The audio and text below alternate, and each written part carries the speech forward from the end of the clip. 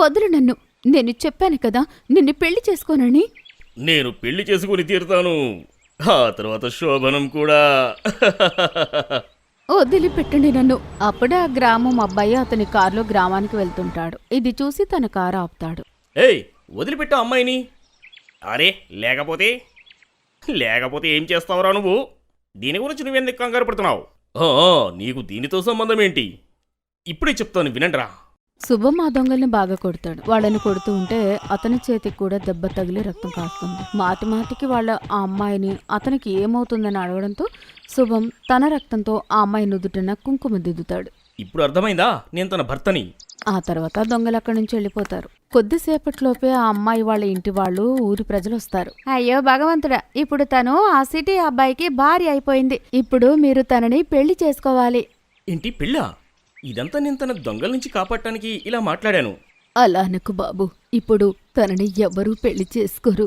నువ్వే తీసుకెళ్ళు. ఇప్పుడు నువ్వు తనని పెళ్లి చేసుకోవాల్సిందే. సరే, నేను ముందుగా మా అమ్మతో ఈ విషయం మాట్లాడాలి. శుభం జరిగిన విషయమంతా వాళ్ళ అమ్మకి ఫోన్ చేసి చెప్తాడు. వెంటనే వాళ్ళ అమ్మ ఇంకా నాన్న కార్ తీసుకుని ఆ గ్రామానికి బయలుదేరుతారు. చెప్పాలంటే శుభం ఆ గ్రామానికి మామూలుగా తిరగడానికి వస్తాడు. కానీ అతని తలరాతలో ఆ గ్రామంలో ఉండే ఆ లంబాడి అమ్మాయి పెళ్లి చేసుకోవాలని రాసిపెట్టి ఉన్నట్టు ఉంది. శుభం వాళ్ళ తల్లిదండ్రులు గ్రామానికి చేరుకుంటారు. వాళ్ళకి జరిగిన విషయం అంతా చెప్తారు. చూడండి, ఇదంతా ఏదైతే జరిగిందో జరిగిపోయింది. మా కొడుకు మీ అమ్మాయిని కాపాడడానికి ఇలా చేశాడు. చూడండి అక్కయ్య గారు, మీరు సిటీలో ఉండే మోడల్ మనుషులు కావచ్చు, మీకు ఇదంతా కూడా సాధారణమైన విషయం కావచ్చు. ఇది ఒక పల్లెటూరు. ఈ పల్లెటూరులో ఒక అమ్మాయి మీద ఒక మచ్చ పడింది అంటే ఎవరు కూడా అమ్మాయిని పెళ్లి చేసుకోవడానికి ముందుకు రారు. అమాయకురాలైన అమ్మాయికి అన్యాయం చేయకండి. అరే అంటే దాని అర్థం ఇప్పుడు నేను నా కొడుకు జీవితం పాడు చేయమంటావా? ఈ పల్లెటూరి దాన్నిచ్చి పెళ్లి చేసి. దయచేసి అలా అనకండి. మా అమ్మాయిని మీ అబ్బాయికిచ్చి పెళ్లి చేయండి. లేకపోతే మాకు చావు తప్ప వేరే లేదు. మా అలాంటి పేదవాళ్ళకి పరువు తప్ప ఏది ఆస్తి కాదు. అమ్మా, వదిలేయండి. వాళ్ళకి ఎలా కావాలంటే అలా చేయనివ్వండి. నేనిప్పుడు ఆ దొంగకి భార్యనని చెప్పుకొని అడవిలోనే తిరుగుతుంటాను. శుభంకి ఆ అమ్మాయి మీద జాలి కలుగుతుంది. తనని పెళ్లి చేసుకోవాలనుకుంటాడు. అమ్మా, భగవంతుడి ఆజ్ఞ ఇదే అయితే సరే అమ్మా, నేను తన్ని పెళ్లి చేసుకుంటాను. కానీ బాబూ. ప్లీజ్ అమ్మా. సరే బాబు, నీ ఇష్టం. అందరూ వినండి. నాకు వీడొక్కడే ఒక్కగానొక్క కొడుకు. వీడు తనని పెళ్లి చేసుకుంటానంటున్నాడు. కాబట్టి నేను నా చుట్టాలందరినీ తీసుకుని ఇక్కడ భారత్తో వస్తాను. కోడలు పల్లెటూరిదైనా సరే ఇంకా ఏం చేస్తాను. సరే, తనని కోడలిగా అంగీకరిస్తున్నా. ఆ తర్వాత శుభం ఇంకా రితిక పెళ్లి జరుగుతుంది. ఆ తర్వాత ఆ గ్రామంలోని ఆ పల్లెటూరు అమ్మాయి తన మొహం పైన పెద్ద కొంగు వేసుకుని సిటీలో ఉన్న తన అత్తగారింటికి వస్తుంది. అంత పెద్ద అత్తగారిల్లు చూసి రితిక చాలా ఆనందపడుతుంది. ఆ తర్వాత తన గదిలోకి వెళ్ళి, మా అత్తగారిల్లు ఇంత పెద్దగా ఉందా? ఇంత ఇంట్లో మా గ్రామం అంతా పట్టేస్తుంది. ఎంత అద్భుతంగా ఉంది. ఇదేంటి ఇంట్లో నది కట్టుకున్నారు? రితిక, అది నది కాదు, స్విమ్మింగ్ పూల్. ఏంటి అద్భుతం!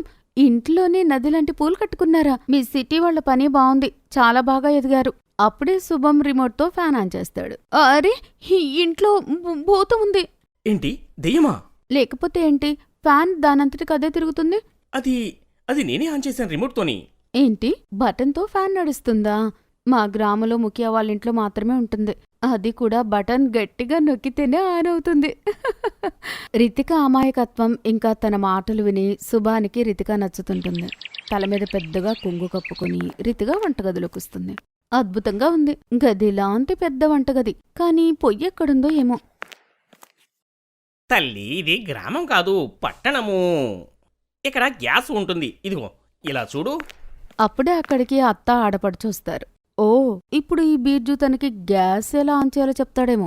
అత్తయ్యగారు, మీరు ఇక్కడేం చేస్తున్నారు? ఇప్పుడు మీ కోడలు చేసింది కదా, మీరు హాయిగా కూర్చుని వేడివేడిగా తినండి.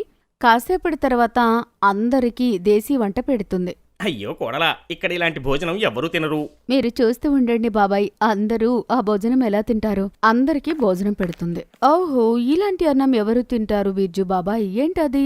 తల్లి, ఇవాళ భోజనం కోడలు వండింది. నేనైతే తనకు వద్దని చెప్పాను, కానీ వినలేదు.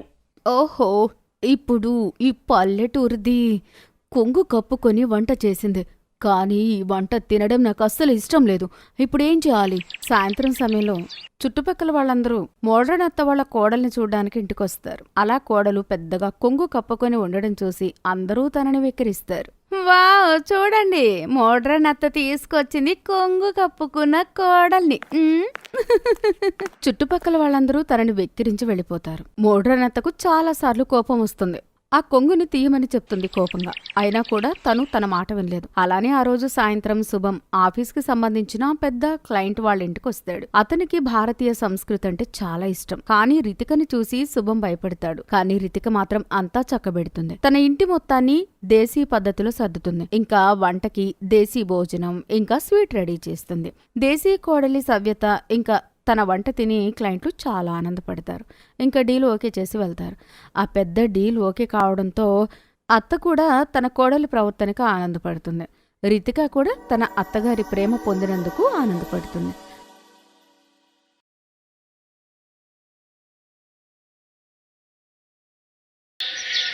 వదిలేమా, నువ్వేదో మొత్తం అయిపోయినట్లుగా అలా తలపట్టుకొని కూర్చున్నావేంటి? అరే అవ్వక ఏమైంది? నా ఇంటికి ఆపదొచ్చింది. ఆపద ఆపద. లేదంటే ఏంటి? చుట్టాలు ఎవరినో ముఖం చూపించుకోలేకున్నాం మేము. ప్లీజ్ డాడ్, కాస్త ఎక్కువగా అంటున్నారు. మామా, మీరైనా చెప్పండి. బాబు, నేను మాట్లాడతాను. అక్క, బావా, సమస్య గట్టిదే వచ్చింది. కానీ నాకు అర్థం కాంది ఏంటంటే అసలు ఆ సమస్యను మీరు ఎలా ఇంట్లోకి రానిచ్చారు? ఎలా అసలు ఎలా ఒప్పుకున్నారు? మీరేమంటున్నారు మామా? మీరు అలా అంటే ఎలా? సరిగ్గా చెప్తున్నా బాబు. ఒకటి లవ్ మ్యారేజ్, పైగా అనాథ అమ్మాయి, పైగా కులం గోత్రం తెలీదు. అక్క, అసలు ఇలాంటి అమ్మాయిని గుమ్మం దాటి ఎలా రానిచ్చారు? వెనక పంపేయాలి కదా మీరు. ఓ ప్రయత్నం కూడా చేయలేదు మీరు. మేమైతే పూర్తిగా ప్రయత్నించాం తమ్ముడు, ఆ దరిద్రాన్ని బయట నుంచి బయటకే పంపడానికి. కానీ మన దరిద్రుడు అడ్డం పడ్డాడు. ఇక నువ్వే చెప్పు తమ్ముడు, ఇంటికి పెద్ద బిడ్డ ఇల్లు వదిలి వెళ్ళిపోతే అప్పుడు మనం ముఖం ఎక్కడ పెట్టుకోవాలా? బాబు గారు, ఇదే ఆలోచించి అందరం ఈ విషయాన్ని బెల్లంలా మింగాం. ఇదే మీరు చేసిన తప్పు బావు గారు. ఈ ప్రేమ దోమ న్యూ జనరేషన్ కు ఫ్యాషన్ అయిపోయింది. కొద్ది రోజులు ఇంటి నుంచి దూరంగా ఉండి గడిపితే తెలుస్తుంది. సరే, మనం ఉన్నాం కదా అర్థమయ్యేలా చెప్పడానికి. ఏదో ఒకటి నచ్చ చెప్పాలి మనం. ఇప్పటికి మాత్రం ఆలస్యం ఏమైంది తమ్ముడు? నేను ఆ చండాలపు దాన్ని ఏదో ఒక వంకతో వంటగదిలోకి తీసుకెళ్తాను. నువ్వు వెళ్ళి మనోజ్కి అర్థమయ్యేలా చెప్పు. తర్వాత సులోచన తన తమ్ముడు కార్తీలాల్తో పాటు తన పెద్ద కొడుకు మనోజ్ గదికి వెళ్తుంది. ఇక్కడ హాల్లో వాళ్ళు వెళ్ళాక, మామ ఇంకా డేంజరస్ గా ఉన్నాడే. డాడ్, మీరైనా నా మాట వినండి. ఓయ్, నోరు మూసుకొని ముందు నా మాట విను. ఈ రోజు నీ అన్న చేసిన పని నువ్వు చేయడానికి కూడా సాహసించమాక. సూటిగా చెబుతున్నా, అర్థం చేసుకో. ఇప్పటి నుండి మన కాందంలో లవ్ మ్యారేజ్ అనే దానికి తావే లేదు. అసలు ఒకవేళ నువ్వు కానీ ఏదైనా గడబడ చేసావో. అలా చెప్పి రఘుశంకర్ కూడా తన గదిలోకి వెళ్లిపోయాడు. అతను ఇంటి యజమాని ముఖ్యుడు కూడా. ఈ రోజు అతని ఆత్మ గౌరవానికి చాలా పెద్ద చుక్కే ఎదురైంది.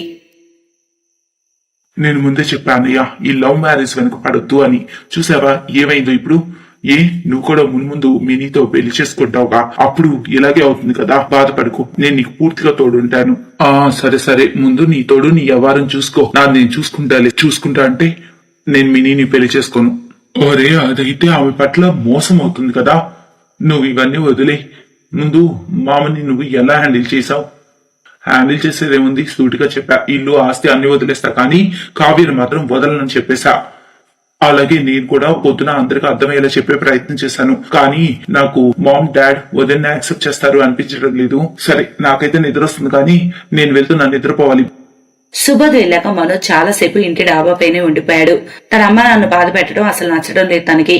అలాగని అతను కావ్య మనసును కూడా మొక్కలు చేయలేడు అనేది వాస్తవం. అలా ఆలోచిస్తూ ఉండిపోయాడు. తర్వాత, ఓహ్, ఎక్కడెక్కడో వెతికాను మిమ్మల్ని. కింద సుబోధ్ కనిపించి మీరు డాబాపై ఉన్నారని చెప్పారు. అయినా మీరు మీ అందమైన చందమామను వదిలేసి ఈ ఆకాశంలో చందమామను చూస్తున్నారు. ఎంత ధైర్యం మీకు? అంత ఆలోచించకండి. అత్తయ్య మావయ్య ఎలా చెప్తే అలా చేయండి, పర్వాలేదు, నేనేమనుకోను, మిమ్మల్ని ఏమన్ను. నువ్వేం మాట్లాడుతున్నావు కావ్య? ఒకవేళ వదిలేయాలనుకుంటే నీ చేయి నేను అసలు పట్టుకోను కదా. ఇక మనం కలిసి అమ్మా నాన్నలను ఒప్పించాలి. నా తోడు ఉంటావు కదా, చెప్పు. కావ్య తల ఊపి మనోజ్ కి తోడుగా ఉంటానని చెప్పింది. తర్వాతి రోజు, అత్తయ్య నేను చేయనా? ఎందుకు? నా కొడుకుని కబ్జా చేసింది చాలా. నా వంటగది కూడా కబ్జా చేయడానికి వచ్చావా మహాతల్లి? లేదత్తయ్య, నాకు మనోజ్ చెప్పాడు, అందుకే. ఓరి దేవుడా, చూడవయ్యా, కాస్త భర్తను పేరుతో పిలుస్తుంది, సిగ్గులేంది ఇది. అందుకే మేము లవ్ మ్యారేజ్ అది ఒప్పుకోవు. వచ్చేసింది అక్కడి నుంచి వయ్యాడు మా ప్రాణాలు తీయడానికి. వచ్చాను కదా అత్తయ్య, మీదాన్ని అనుకోండి, ఇటువంటి కంప్లైంట్స్ రానివ్వను, మాటిస్తున్నాను, ప్లీజ్. అరే వెళ్ళు వెళ్ళు, నీలాంటి ఆవారా దానికి ఏం తెలుసు ఇల్లు ఎలా నడపాలో. ఇల్లు కాదు, కనీసం ఈ వంటగదిని అయితే నడపగలను నేను. ఒక్కసారి చెప్పి చూడండి. కోడలు కాదు, ఒక అతిథి అనుకొని నన్ను హెల్ప్ చేయనివ్వండి. నాకు అవకాశం ఇవ్వండి ప్లీజ్. సరే, అందరి కోసం టిఫిన్ చేయి, కానీ గుర్తుంచుకో, అతిథులు ఎక్కువ రోజులు ఉండరు ఇళ్లలో. నువ్వు అంతే, ఎక్కువ రోజులు ఉండవు. కావ్యతో ఆమె అత్తమామ నేరుగా మాట్లాడటం లేదు, ఏదో ఒక మాట అంటూనే ఉన్నారు దెప్పి పొడుపుగా. కానీ కావ్య వాళ్ళ మనసుల్లో చోటు కోసం ప్రయత్నం చేస్తూనే ఉంది. కొన్ని నెలల తర్వాత, ఓరే తమ్ముడు, వచ్చావా నువ్వు? నేను నీకోసమే ఎదురు చూస్తూ ఉన్నా. ఏమైంది వెళ్ళిన పని? ఏమైంది? అక్క, ఆ పని అయితే అయిపోయింది. ఇక త్వరగా నా పని పూర్తి చెయ్యి. ఆ వేడి వేడి టీ ఇంకా వేడి వేడి గోబీ పకోడీ ముందే సిద్ధం బాబాయ్ గారు. ఈమెను వంటింట్లోకి వెళ్ళనిచ్చావు నువ్వు? ఇలా ఎలా చేసావక్క? నువ్వు ఎలా చేస్తున్నావు? ఏం చేయను తమ్ముడు, వెంట పడుతూ ఉంటే. సులోచన తన మాట పూర్తి చేయకముందే కావ్య అక్కడి నుంచి వెళ్లిపోయింది. ఇక తను వెళ్ళగానే, తమ్ముడు ఈ పకోడీ టీ తర్వాత ముందు త్వరగా అమ్మాయి ఫోటో చూపించి రాకు. చూపిస్తాను. కాకుంటే ముందు నాకు ఇది చెప్పు, తనదేం ఆలోచించావు? ఇది ఇక్కడే ఉంటే ఎలా జరుగుతుందంతా? ఏం చెప్పాలి తమ్ముడు, నేను నీ బావ అయితే విసిగెత్తిపోయాం. అన్నీ చేసి చూసాం. రోజంతా వంటింటి కుందేల్ని చేసాం. నాన్న మాట్లాడినా కూడా అది అలా భీష్మించుకొని కూర్చొంది వదలకుండా. ఏం చేయాలి నేను? చెప్పు, అసలు ఏం చేయాలి? అయితే కాస్త వేరే ఆలోచించాలక్క. సులోచన ఆమె భర్త గొప్ప కాందాన్ వాళ్లే, కాని వాళ్ళ ఆలోచనలు మాత్రం దిగజారిపోయాయి. ఏ విధంగా అయినా సరే కావ్యని కోడలుగా ఒప్పుకోకూడదు అనుకుని ఫిక్స్ అయిపోయారు వాళ్ళు. పైగా మనోజ్ రెండవ పెళ్లి గురించి ఆలోచిస్తున్నారు. వాళ్ళ ఈ ఆలోచన కావ్యకు కూడా అర్థమైంది. లేదు, హద్దు దాటిపోయిందిగా, నేనిక వేరే ఆలోచించాలి, తప్పదు. ఆ తర్వాత రోజు, అమ్మా, నాన్న, మీరు సరిగ్గా చెప్పారు. నేను కావ్యని పెళ్లి చేసుకుని చాలా పెద్ద తప్పు చేశాను. ఆఖరికి తెలిసొచ్చిందా మహారాజుకి మొత్తానికి. అబ్బా వదిలేయండి, మంచి జరుగుతున్నప్పుడు అడ్డంకులు పెట్టకండి మీరు. సరే బాబు, చెప్పు, నువ్వేమనుకుంటున్నావు? మా ఈ లవ్ మ్యారేజ్ వల్ల అన్ని ఇబ్బందులే. పొందేదేమో కానీ పోయింది చాలా ఉంది. నేనేం చేయాలి నాకు అర్థం అవడం లేదు. అంత కన్ఫ్యూజన్ లో ఉన్నాను మా. మున్ముందేం చేయాలో మాకు వదిలే బాబు. నువ్వు కేవలం ఆ చెత్తను బయటికి ఇసిరే మన ఇంటి నుండి, మిగతా అంతా మేము చూసుకుంటాం, సరేనా? సులోచన చెప్పాలనుకుంది చెప్పింది. కొద్ది రోజుల్లోనే మనోజ్ కావ్యల విడాకులయ్యాయి. ఆపై కొద్ది రోజుల తర్వాత సులోచన ఇంటి ప్రాంగణంలో పెళ్లి మండపం సిద్ధంగా ఉంది. ఓరే తమ్ముడు, ఏం సంబంధం తెచ్చావు నువ్వు? వాళ్ళ డిమాండ్స్ అసలు తక్కువే ఏం లేదు. అరే, కొప్పింటి కోడలు కావాలంటే కొన్ని భరించాలి కదా అక్క. ఏంటి నువ్వు? కాస్త ఓపిక చూపించు. కొన్ని అయితే పర్వాలేదు కానీ అన్ని అరే సింపుల్ గా ఫంక్షన్ చేద్దాం అనుకున్నాం. మనోజ్ కేమో ఒక పెళ్లి అయిపోయి ఇది రెండో పెళ్లి కదా. ఇంత ధూమ్ధామ్ చేసేస్తే ఏం బాగుంటుంది రెండో పెళ్లి. నేనేం చేయలేదు బావా, ఇదంతా మీ మనోజే చేసుకున్నాడు. ఇందులో నా చెయ్యేం లేదు చెప్తున్నా. నన్ను అపార్థం చేసుకోవద్దు. కార్తీక్ లాల్ మాటలు విని సులోచన, రఘుశంకర్ ఆశ్చర్యపోయారు. కాసేపటి తర్వాత, నువ్వేం చేస్తున్నావు ఇక్కడ? అంతే త్వరగా మరిచారా? మీరే కదా నన్ను అతిథి అన్నారు, మరి పెళ్లికి పిలవలేదే? ఏం పర్వాలేదు, నేను వచ్చేసాగా, ఇట్స్ ఓకే. అలా చెప్పి కావ్య నేరుగా ఇంటి లోపలికి వెళ్లిపోయింది. అది చూసి రఘుశంకర్, సులోచనకు చాలా కోపం వచ్చింది. కానీ వాళ్ళు చూసిన దాన్ని బట్టి కావ్య అక్కడ గొడవ చేయడానికి రాలేదని అర్థమైంది. పైగా ఆమె మంచి మనసుతో ఫంక్షన్ లో అన్ని పనులు చేస్తుంది. తర్వాత, ఏం ఆలోచిస్తున్నావు సులోచన? మనం తప్పు చేయడం లేదు కదా అని. అనాథ, బేదది, కానీ అమ్మాయి లక్షల్లో ఒకటి. చాలా మంచి లక్షణాలు గల పిల్ల. కానీ నువ్వు తన వల్ల ఇబ్బంది పడ్డావు కదా. తెలీదు, నేను తన వల్ల, తను నా వల్ల. సరే, ఎవరైనా ఇంకేం చేయగలం? సులోచన, రఘుశంకర్ కి తమ పనుల పట్ల పశ్చాత్తాపం మొదలైంది. మరొకటి ఏంటంటే, వాళ్ళకి ఇప్పుడు కావ్య మంచితనం అర్థమైంది. కానీ వాళ్ళ కొడుకు వాళ్ళకి నచ్చిన అమ్మాయిని చేసుకోబోతున్నాడు ఇప్పుడు. కానీ సరిగ్గా ముహూర్తానికి ముందు, ఆగండి పంతులు గారు, ఇది తప్పు, ఈ పెళ్లి జరగకూడదు. ఏం మాట్లాడుతున్నారమ్మా? అయ్యా, ఆమెకు నచ్చ చెప్పండి. ఏంటో ఏం అర్థం కావట్లా. ఆమె సరిగ్గా చెప్పింది. కావ్య విషయంలో ఇంత పెద్ద అన్యాయం చేయదలుచుకోలేదు. బాబు, లే అక్కడి నుంచి. కావ్యకు అన్యాయం చేయొద్దు, లే. అక్కో, మీ బుర్ర సరిగ్గా ఉందా? ఏం చేస్తున్నావు నువ్వు? అర్థమవుతుందా? ఇప్పుడే సరైంది తమ్ముడు. నిజం ఏంటంటే, కావ్య మా ఇంటి కోడలు. ఆమె స్థానం ఇంకెవరు తీసుకోలేరు. మా ఇంటి పెద్ద కోడలి స్థానం తనదే. అలా అయితే ఆమె ప్లేస్ ఎవరు తీసుకోలేరు మా. మనోజ్, నువ్వు ఇక్కడ, మరి అక్కడ ఎవరు? సులోచన వెంటనే మండపంలో కూర్చున్న వరుడు ముసుగు పక్కకని చూసింది. అక్కడ అందరూ షాక్ అయ్యారు. అక్కడ వరుడుగా సుబోధ్ ఉన్నాడు. సుబోధ్, నువ్వా? డాడ్, నేను మినీ చాలా కాలంగా ప్రేమించుకుంటున్నాం. తనను పెళ్లి చేసుకోవాలనుకున్నాను, కానీ మీ ఇద్దరికి లవ్ మ్యారేజ్ ప్రాబ్లం అని, అందుకే ఇలా. లేదు బాబు, ఇప్పుడు మీరు ఏమైనా చేసుకోవచ్చు, మాకు ఏ సమస్య లేదు లవ్ మ్యారేజ్ పట్ల. పండిట్ గారు మీరు సప్తపది జరిపించండి. అలాగే కావ్య నువ్వు ఈ డ్రామా నీ మరిది తోడికోడలు కొంగుముడి నువ్వే వేయాలి. నిజానికి కావ్య మనోజ్లు విడిపోలేదు, అదంతా ఒక నాటకం. సులోచన రఘుశంకర్ కి లవ్ మ్యారేజ్ అయినా అరేంజ్ మ్యారేజ్ అయినా ఒక బంధంలో ఒకరినొకరు గౌరవించుకోవడం అనేది అన్నిటికంటే అవసరం అని తెలియచేసేందుకే వాళ్ళు అలా చేశారు.